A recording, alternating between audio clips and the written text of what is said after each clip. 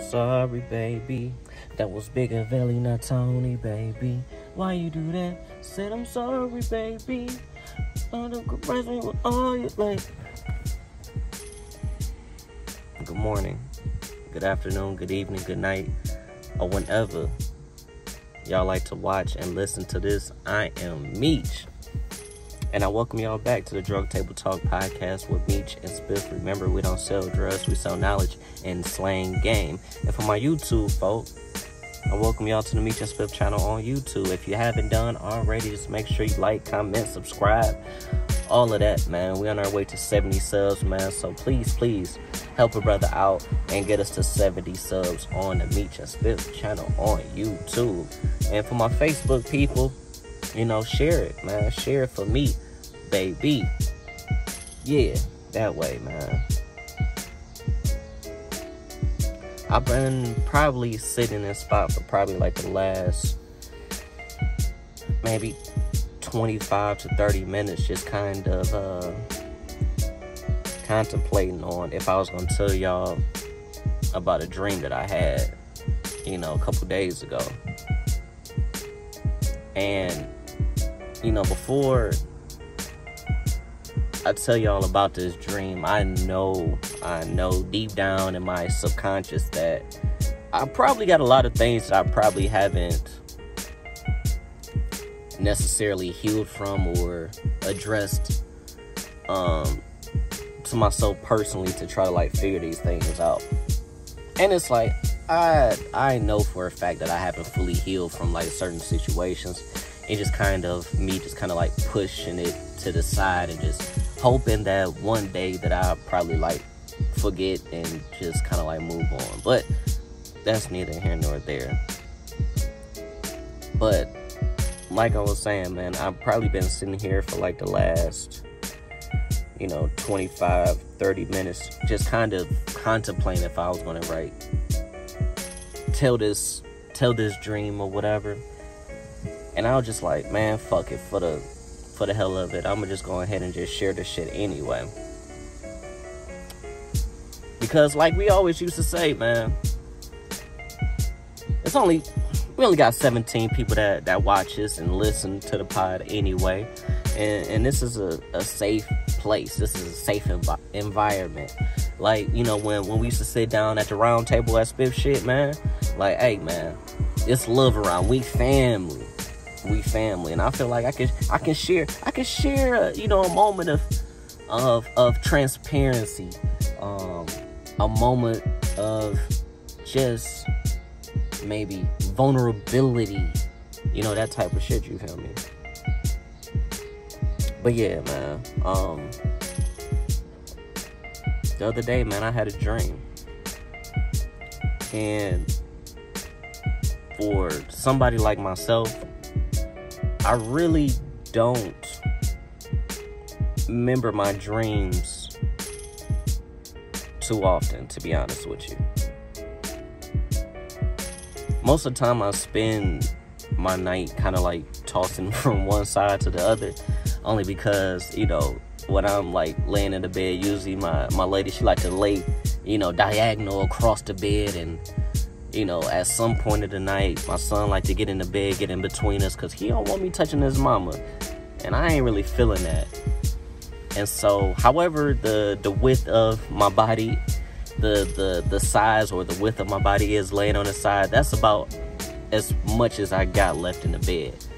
But that's just going in way too deep, and it doesn't even really matter, honestly. But that's just to kind of let y'all know that, you know, I ain't really got much room in the bed, so I kind of just take my time just flipping from one side of my body to the other side, and I kind of like do that throughout the night. And the sleep is not as as great as I would want it to be, but whatever, I'm not gonna complain, man. But one particular night, man, and I'm almost sure it was probably like Thursday, I remember this dream, man. And like I said, I don't remember too many of my dreams. but this one seemed like so, I don't know, it just out of the ordinary but familiar at the same time, if that makes sense. I remember in this dream, and forgive me, I don't remember all the details, you know, but I remember like key moments in this particular dream. I remember like being at a particular, let's just say trap house, quote unquote trap house or whatever, with, you know, a near and dear friend of mine's. I would like to, you know, keep the names, you know, private for now. I was there with a near and dear friend of mine, and I remember being in this trap house, and we was in there like cooking crack. Mind you, never cooked crack a day in my life, but in these dreams you can do whatever. We cooking a lot of fucking crack for some odd reason. I don't know why, but I just remember being in the dream and knowing how to cook crack like Betty Crocker. Yes, nigga, I was that man. I was in that bitch, ice cubes, mixing shit, cooking crack cocaine. So, as the dream go on, man, we bag up all of this goddamn crack, and now me and this guy are on our way to go sell this crack. Not to like crackheads, but we like doing wholesale for some odd reason. I don't know, ain't it? I don't know. I know it's like a wine song that I heard. If you want to rock, well, I'll be right back. How you a down selling re-rock packs? For real though. But I'm getting too way off the point. But yeah, we are on our way to go sell crack to these gentlemen or whatever. We had kind of like a mutual, you know, location. Honestly, it was like at a store for some reason. It felt like a gas station or some type of like party store type of like situation. And one thing led to another. And these guys didn't set us up, you know, to get robbed. And I remember being in that moment, like, not scared, not frightened, but just like all cares just like completely gone. It was just like whatever. And I remember one of the gentlemen, you know, had a gun up to me and was like, man, you better come up off that shit or it's gonna be night time type shit. And I remember like at that moment I told the gentleman, I was like, shit, I don't give a fuck, nigga. You ain't getting shit, and I don't care if I die or not, because nothing happens when I die. And at that moment, it was like, bam, this whole ass nigga shoots me.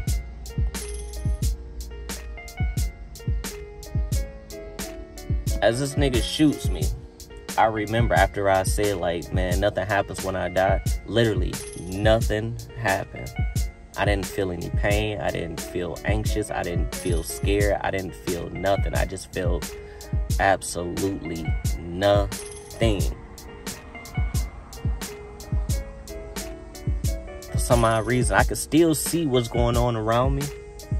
But I just remember, like, just laying on the floor and just looking and just watching everything just kind of, like, play out.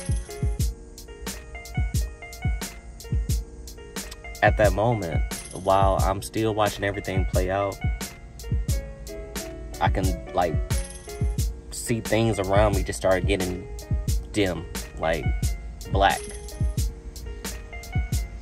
and just started slowly like coming in to the point whereas I just saw nothing at all.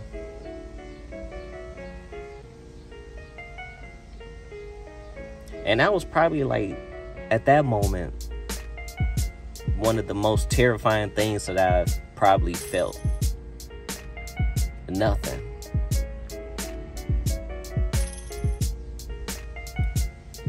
As I woke up, once I realized everything turned to black, I kind of woke up and it just like,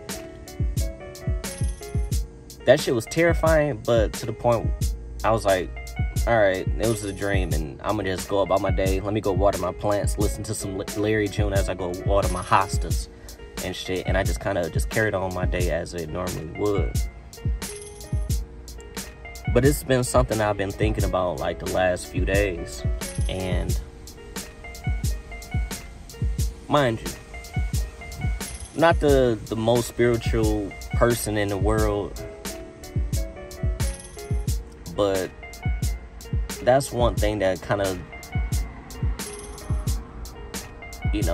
just, kind of be on my mind a lot is like, what happens when we go? Not only that, the gentleman that I was in this dream with, I'm pretty sure that has something to do with it as well too. But, I can break that shit down with my therapist the next time I go. And I haven't been, like, to therapy in, like, a long time. So I probably should go soon. But that's one thing that's been on my mind a lot. Is, like, what happens when we go? Is it nothing? Is there something on the other side? Is, like, what happens, man? Let me know. Let me know what y'all think. What you think happens when we fade to black, I guess. Make a Jay-Z reference. What happens when we go? Do you feel pain? Do you see something? Do your spirit go elsewhere? What happens, man?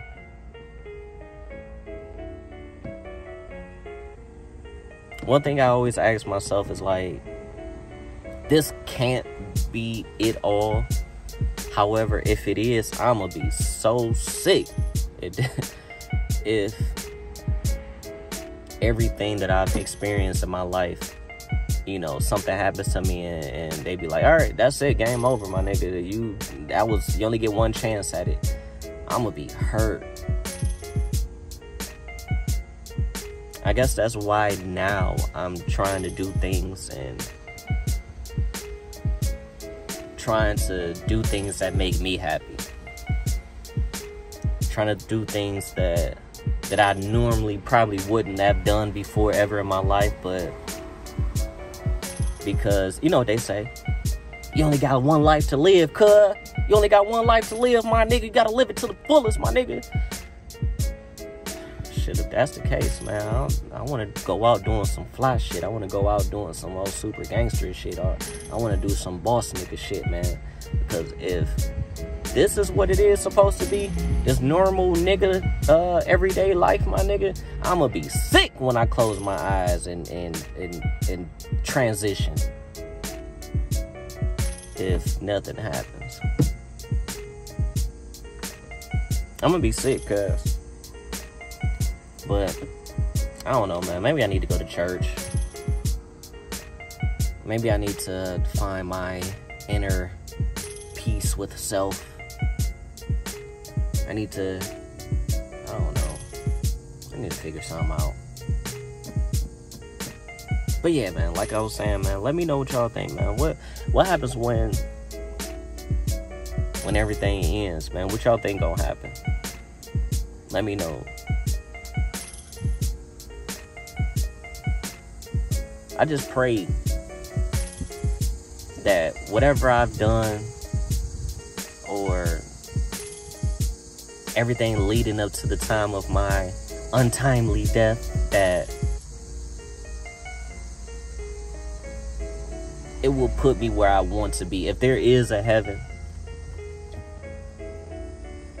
I want to be, welcomed with open arms.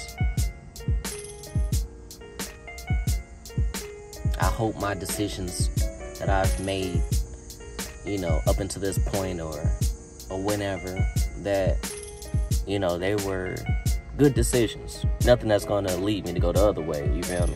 God damn, definitely don't want to do that. Nah. But at the same time, too, everything that I've learned and to get me to the 29 years on this earth, man, I've learned to just, mind my damn business and just kind of, try my best to just, be a good person.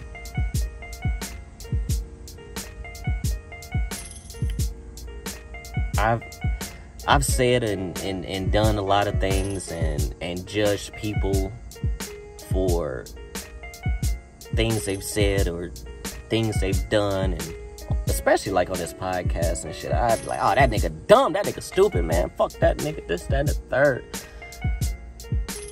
But honestly, everything that led me up to this, man, just, you know, taught me to like just, man, everybody move at their own pace, man. Everybody their own man or lady or whatever like that, man. It's like, people gonna be people.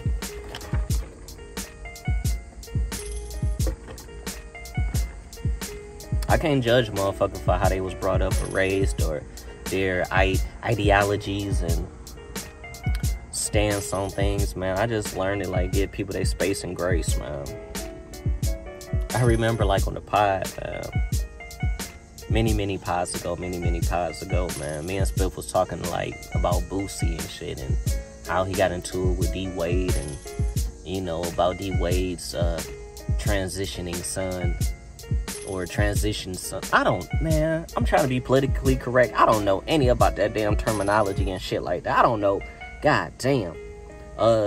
Zaya Wade and shit. And it was like, I was like, man, god damn it, Boosie, this, that, and the third, man. That ain't none of your goddamn business, this, that, and the third. And it's like, now as I've grown from that, motherfuckers entitled to their own opinion.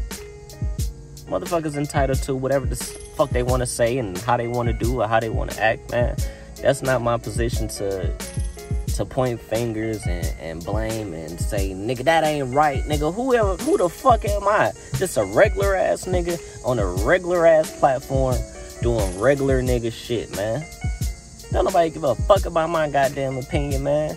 That man made a living for himself and his family, my nigga. I ain't got no reason to point fingers and try to tell anybody how the fuck they should address somebody else's family that's multi-millionaire. Shut the fuck up, Meechy. Shut the fuck up. Everybody's entitled to their own opinion about certain shit, man. We can sit down and have a normal conversation or whatever. We can have a dispute or whatever the fuck how y'all want to do it. But my nigga, it is not that damn serious at the end of the day. One thing I learned about myself is that anything that I say and anything that I do, you better stand on that type of shit. Like the young niggas say, you better stand on business, nigga. Nigga, what makes you, man? What makes you is your opinions. What makes you are your actions, man. What makes you is your family, my nigga. And can't nobody tell you how to raise your damn family, my nigga. Can't nobody tell you what opinions you should and should not have, my nigga. If Boosie want to get down there and talk about D Wade and his family, that's between them niggas, man. My nigga's entitled to his own opinion, my nigga. But at the same time, as a man, you gotta stand on that shit. I was watching The Breakfast Club, man, the other day. They had Boosie, my nigga, on that bitch, you feel me? And one thing that I didn't like, and I mean this with all disrespect. You like that? Yeah. I mean this with all disrespect, man. And as a man, I'm gonna stand on this shit, man. I don't like how people are trying to tie my nigga Boosie into, you know, the LGBTQ, you know, quarrels. I don't like how they try to switch or twist my nigga words up into trying to get into some type of debate or trying to get a certain group of people to dislike him for some odd reason. I don't like it. I don't. And I can see, man, and I've been noticing this shit for quite a while now. It's like, sometimes people just cater too much and care too much about what a certain group of people, how they feel or whatever. Don't nobody... I'm about to get canceled before I even start. But if my nigga has his opinions and he feel a certain type of way, man, let that man be that way. Let that man be that way, man. I don't like how Charlemagne was trying to twist my nigga words up into saying certain things and to framing some type of questions and to make it like a hate crime in some ways, man. I don't like it. I don't appreciate that. I don't.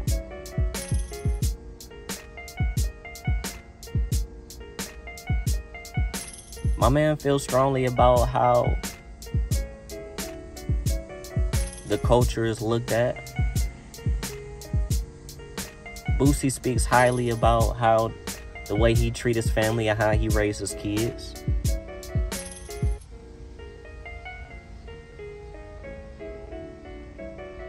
How that man raises his family doesn't affect anybody out there but his family, my nigga. If he say he don't want any transgender, lesbian, gay kids in his family, that's up to him. He even said, like, yo, I don't support having a gay child or lesbian child or transitioned child, but that don't stop me from loving that child. That don't stop me being a father. I just don't support the lifestyle. Charlemagne goes on to try to flip and twist the words. He like, I never said that. He just said he doesn't support the lifestyle. However, he's still gonna love his child. He's still gonna be there for his child. He's like, well, Boosie, you ain't gonna show up to the wedding. No, I'm not showing up to no wedding because I don't support that type of lifestyle. That was my family. But that don't stop me from loving my child and being there for my child. Everybody have their own ideologies when it comes to that type of shit, man. For an example, this the round table, man. We family, man. We family. Not to tell anybody's business. Not to tell anybody's business, my nigga. But I've known somebody that was in a same-sex relationship. I've known. And I've seen, certain individuals around that person, disown and talk down and just talk bad and just treated just this person in the wrong way. Now, at the same time, everybody's entitled to their feelings and how they feel and their opinions and everything like that. But it's like, is it really affecting you? Whatever that person does in the privacy in their own room, in their own whatever, man, does it really affect you that much? No, it doesn't. Just because you might not, accept that relationship for what it is, at the end of the day, the person just don't like that person. Just because they in a same-sex relationship doesn't deserve the verbal abuse, the funny looks, the disrespectful remarks and shit like that. My nigga, like, nah. Don't do that. Now, we can really get on some gangster shit if, let's just say, this said person disrespects you, treated your loved one in a terrible way. But in this case, man, if this person treating your loved one in a good way or whatever, ain't beat her or him, ain't cheat on him or her, respectable every time they see you. Get them people they space and grace, my nigga. Now, you have the right to just not approve of that shit.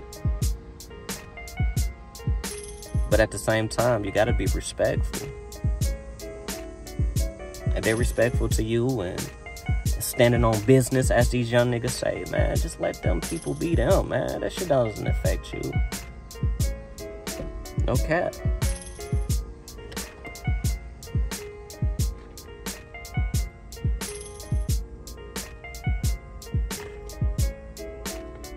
You can't tell people how to raise their family, man. You can have an opinion, but at the same time, man, like assholes, everybody got one. Everybody got one, my nigga. Know who you are. Be respectful. Mind your damn business. But at the same time, man, be you. That's what makes you, you. By being you. Know who you are. That's funny. At the same time, I'm kind of like sitting here just kind of like just talking and just like something just kind of just like popped up in my brain really quickly, man. You just gotta know who you are. I know who I am.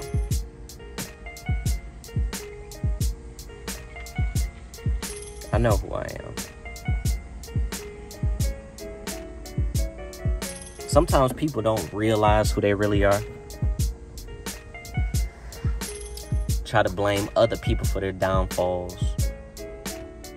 At the same time, you gotta stand on your own goddamn too, my nigga. Gotta stand on that shit, my dog. No kizzy. I saw my cousin Marv earlier, man. Shout out to my cuz. Shout out to Marvelous, my dog, man. Really quickly, man, we had a conversation about Nerlens Noel, man, trying to sue Rich Paul, you know, for some ungodly type of money, like 50-something goddamn million, my nigga. Lord Jesus. For like lost wages, contracts that, you know, Rich Paul might have not, you know, disclosed information about it. And it's like, yeah. My nigga, you gotta realize who the fuck you are, my dog.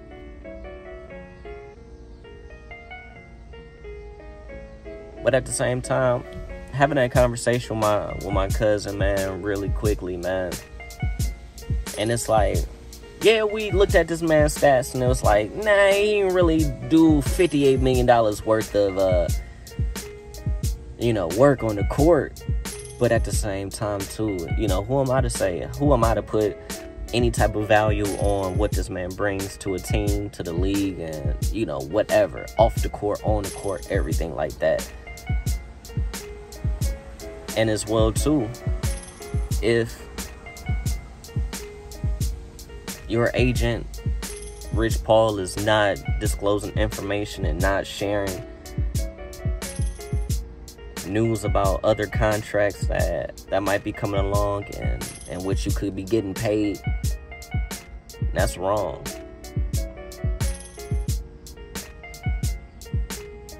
But at the same time, you gotta know who the fuck you are, my nigga. You ain't no KD, my nigga. I ain't never seen this nigga shoot a three. You ain't LeBron. I don't see you out there monkey fucking the rim and shit, slamming on hoes and shit. But nah, I ain't never seen you do that. But at the same time, too, man, I can't blame that nigga. You know, if you feel like you got to fight, you got a dog in that fight, my nigga, by all means, go sue the fuck out that nigga, dog. Shit, I never been in a position to whereas I can go sue a nigga for 50 M's, my nigga. I never been in a position to say I can sue a nigga for $1 million. I never even seen 100,000. I done probably seen, you know, tens of thousands But I've never seen that type of money a day in my life, man, nigga. I'ma stay my poor ass the fuck out of that situation. Shut your poor ass mouth, bitch.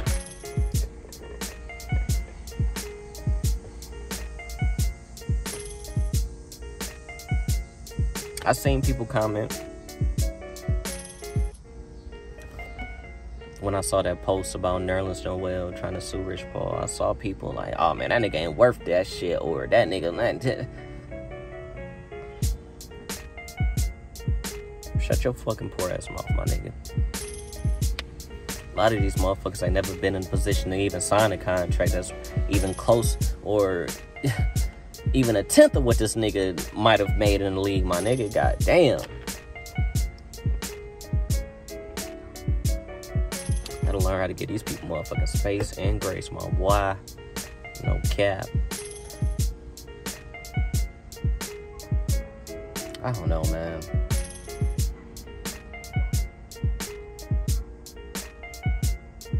This world shit, man. This shit is different, man. Who the fuck gives these people platforms to judge and tell people how the fuck to live and how the fuck they should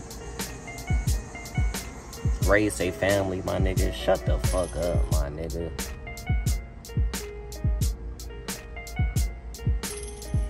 I'm just trying to be the best person as I can be, my nigga. I made a lot of fucked up decisions in my life. Done a lot of fucked up shit. And now it's just to the point whereas I'm just trying to be the best father, husband that I can fucking be, my nigga. That's it. But yeah, man. Let me know what y'all niggas think, man. Let me know what y'all think. Let me know what you think, man. Leave a comment. For my YouTube people, for my Facebook people, leave a comment. And for my, podcast people, man, make sure y'all subscribe and tell a friend and tell a friend and tell a friend and tell a hoe to get us to 70 subs, man. Get us to 70. And as always, I love you, Spiff love you. And I appreciate all 17 of y'all for always showing up, showing love, giving feedback when it's due every motherfucking week. That's the Drug Table Talk podcast with Meech and Spiff. Remember, we don't sell drugs, we sell knowledge and slang game, man. Hey, man, it's gonna be stars up in this bitch, man. We out. Peace.